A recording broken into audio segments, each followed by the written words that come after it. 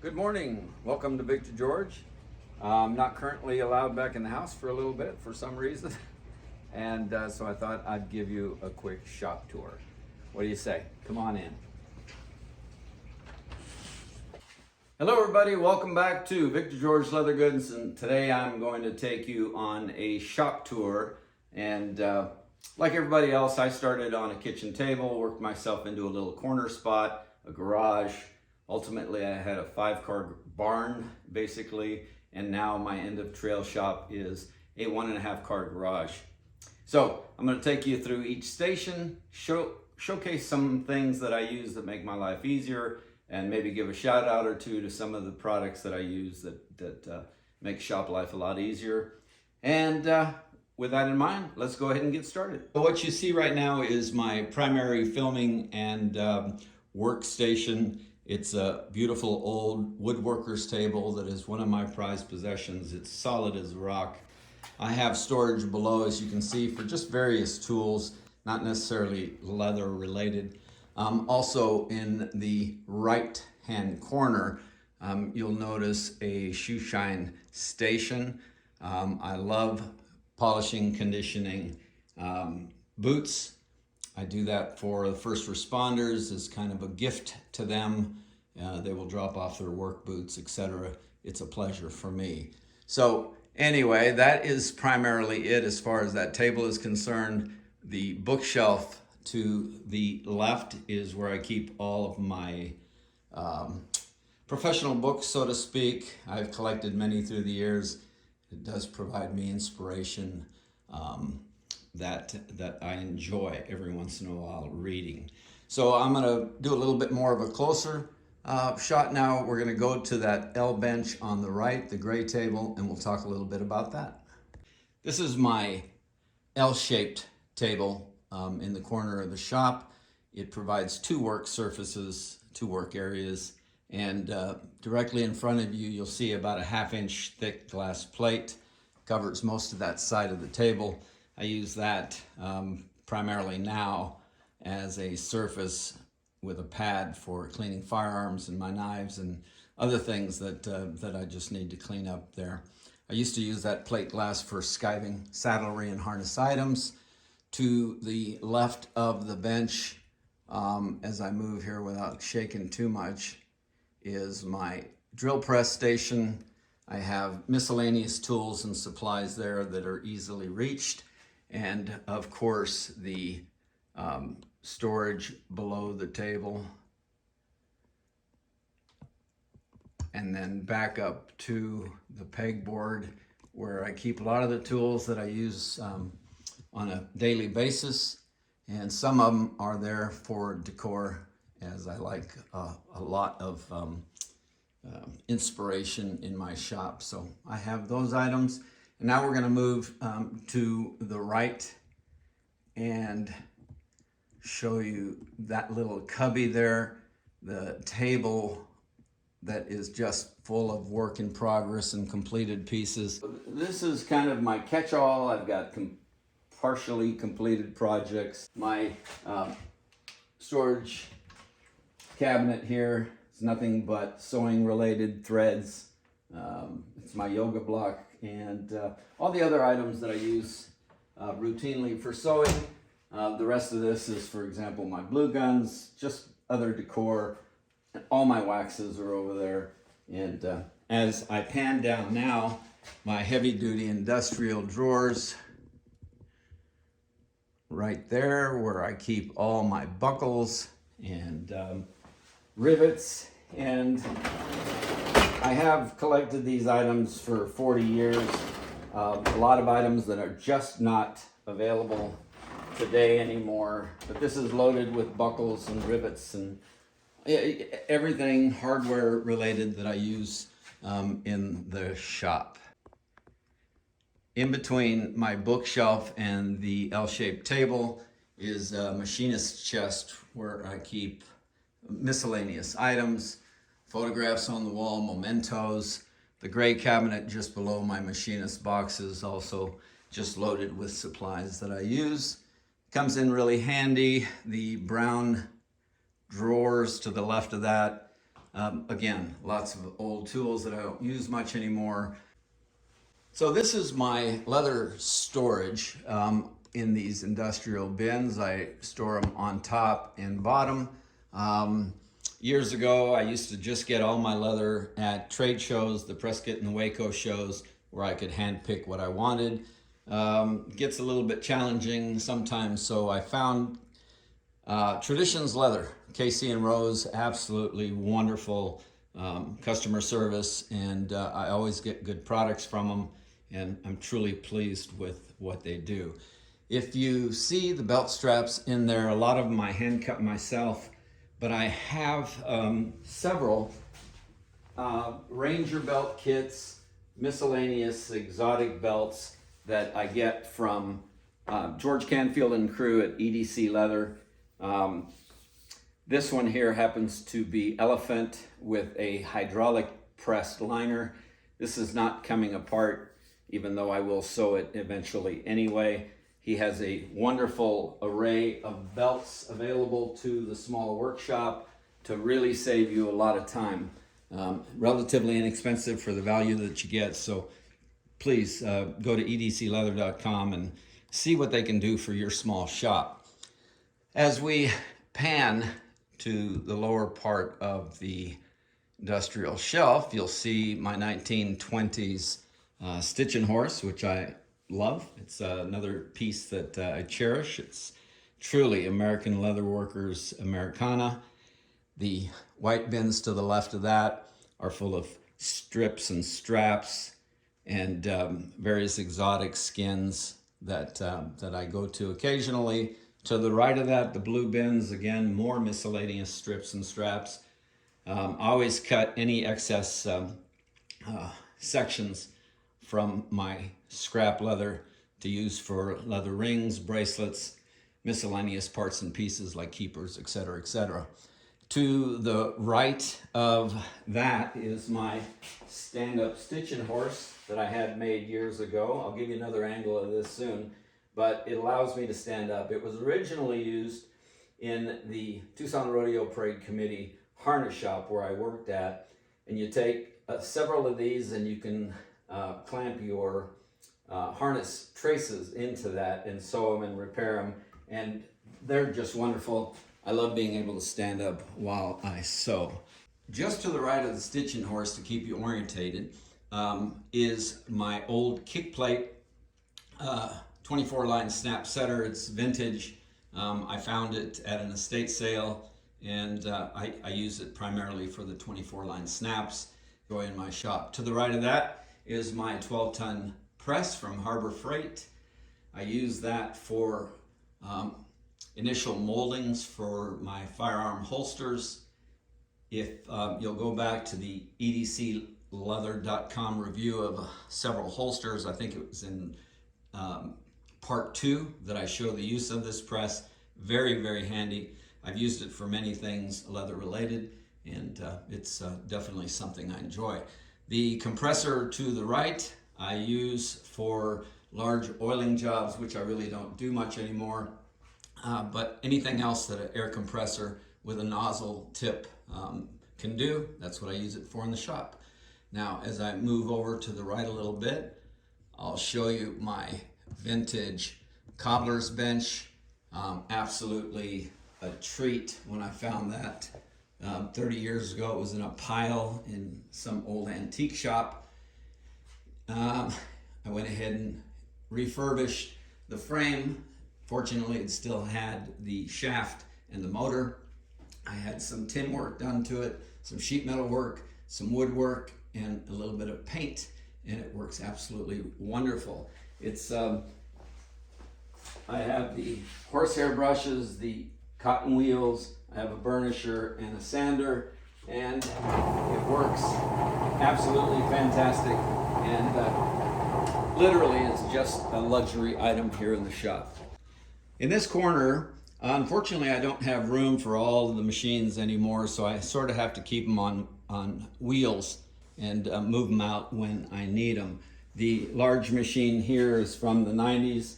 If anybody remembers the old Bull Ferdinands, that thing is a beast. I used it for saddlery and harness It's a jump foot, absolute wonderful machine. If you'll notice, I added some hooks on the back of these machines that I can coil up the cord on, and I just wheel them out for use. This is an old, early version of the Cobra Model 26 from the American Machine Company, and absolutely love it.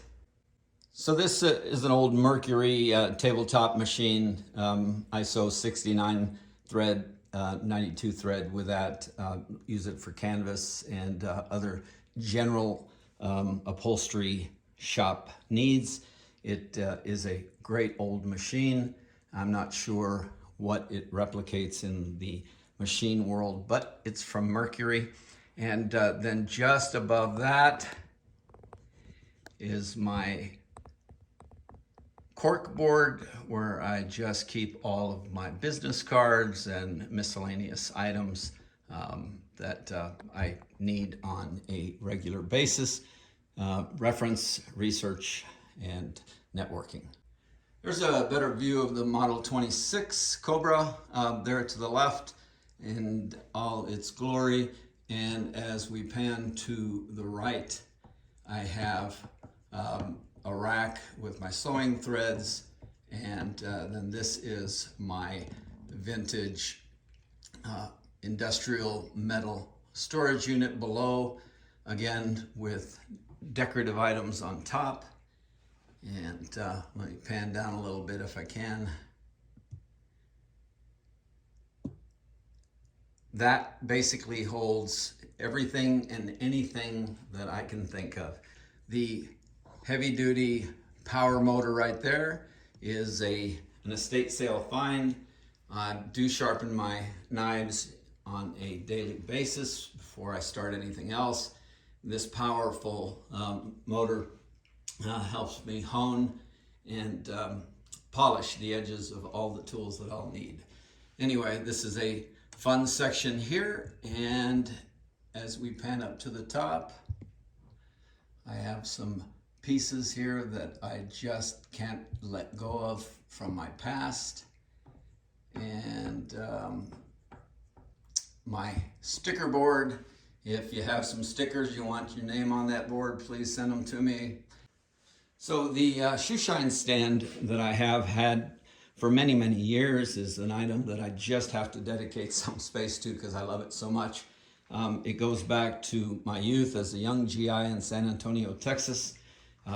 Downtown, every 20 yards back in the early 70s, they had an old shoe shine stand, and if you've ever had your shoes or boots polished, I think you'll know where the magic of that comes from. This stump block here is an absolute workhorse in my shop.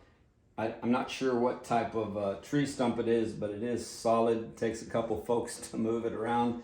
I have a steel plate on top of it, and a rubber pad where I cut out my oblong punches.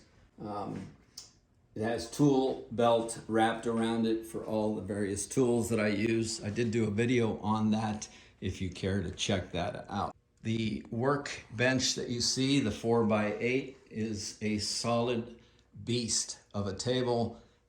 It is made out of 4x4s and 2x4s. There are no supports in the middle of it. Initially, I was going to use that as flat leather storage, but since I had to downsize, I had to reevaluate how I would use the space there. So now I pretty much have it filled up with glues, drills, hand tools, the industrial shelving there. I have all kinds of hardware, nails for saddle work, etc. And lots of storage below. If you'll see at the very bottom, you'll see the plastic cases. Those hold my exotic leathers as well, skins, light leathers, upholstery type leather, smaller pieces, and miscellaneous items that I use on a daily basis. But because I had to downsize, I had to employ a below the table storage system. So another angle of my 4x8 workbench that I enjoy here quite a bit. It gives me room for 3 workstations. If I have students, I can get up to 3-4 students in the shop at a time. It's a lot of fun. It's a great area to work, plenty of light. The motor here on the left, you've probably seen in other videos. I have moved it to the table. I find it easier to stand, and I enjoy this position for sanding and burnishing and any other items that I use a motor for. It's a old electric motor, quarter horse, 1725 RPMs, and it's just perfect for those uses. Below, I have all the accoutrements that I use for that. As I come to this section of my wall space, you'll notice on the shoe shine stand that blue bottle. It is Shoe Magic cleaner and conditioner. I have found that to be an amazing product. The cabinets, the industrial cabinets that I have to the right of that, again, more storage of miscellaneous items.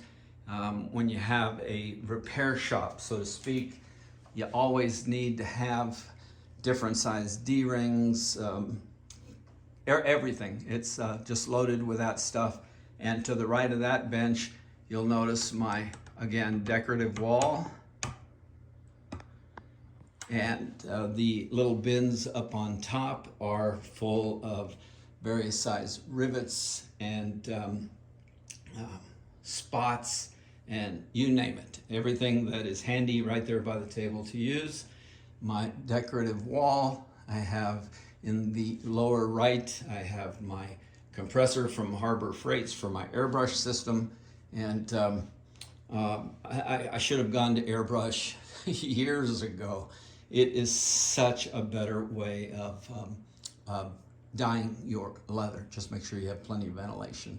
In this shot, at the end of the workbench table is my dyeing station and my airbrush dyeing station as well. It's also my shipping area where I make the packages to ship out. It's a very handy corner of this space.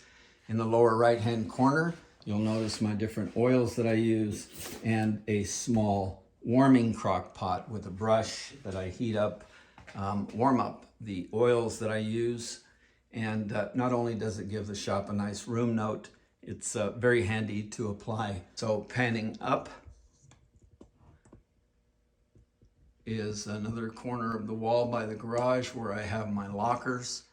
Some of them are locked, where I keep various items in there that need locking. And to the station to the left is miscellaneous items. In this station is my sit-down workbench. I have a large marble top where I do my stamping with the tools there to the right of that. I'm not much of a carver, even though I do carve occasionally, but I do like border stamps and geometric patterns on my knife sheaths, etc. It's a nice little station, very comfortable chair. And swinging back over to the left is my vintage file drawers. That's where I keep all my patterns. And as we go up to the top, I have kind of an order wheel here with various products that are ready to ship. And I will add another shout out to EDC Leather. This table here not only holds my drill press, but my 2-ton arbor press. It has a workstation. It has various tools. It's my sharpening station for my honing stones. I still do all my sharpening the old-fashioned way. Below that particular table is a box of scrap. Just every piece that is too big to throw away, and it's just full. Occasionally I will sell bindles of scrap bags to the local shops here, and people enjoy those. So the pegboard in front of you that holds a lot of antique tools is mostly for decor and just nostalgic inspiration for me. I love the old shop style, and that's all that really is for. The cabinets below that hold all of my shop talk and Leather Crafters and Saddlers journals that I get on a bi-monthly basis. Something that I highly recommend you do is you subscribe to Shop Talk. See Misty Shaw and her crew. It's a wonderful magazine to have. Also, they have a program online called Illuminaire. I believe it's how it's pronounced. And check them out online. Back at the library and my other stations. As we pan down here, one of my favorite tools in the shop is this 80-pound anvil. I received that as a going away gift from the guys and gals at the Sheriff's Department when I retired. I've been looking for one for years. It actually came out of the Dutton Leather Shop. So its life and journey continues in Victor George. Well, that's it. Thanks for joining me. I hope you enjoyed this quick little shop tour, and I'm looking forward to getting back to work and getting back to some videos. Thanks for stopping by, and if anything in here was enjoyable for you, think about subscribing to the channel, and other than that, I will see you soon. Thank you.